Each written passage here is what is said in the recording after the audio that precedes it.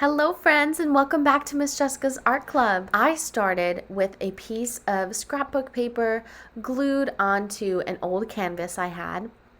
I wanted the ripped effect. I used Modge Podge. I love Modge Podge. It's so universal. I had a little bigger of a rip down here, but that's okay.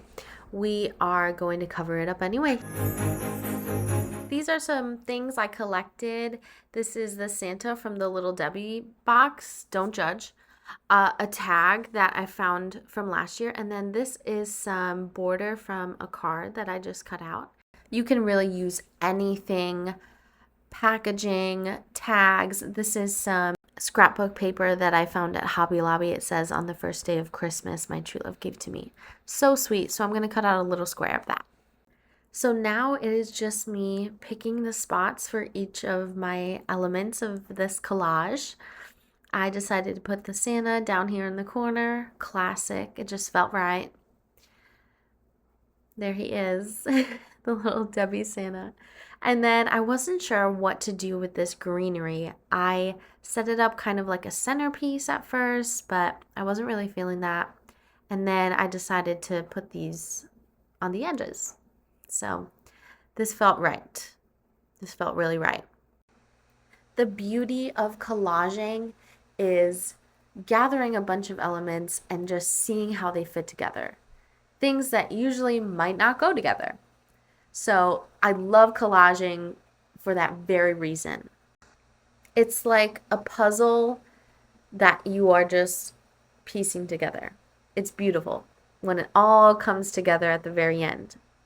So yours probably isn't going to look like mine, and that is a beautiful thing. Art is all about individuality.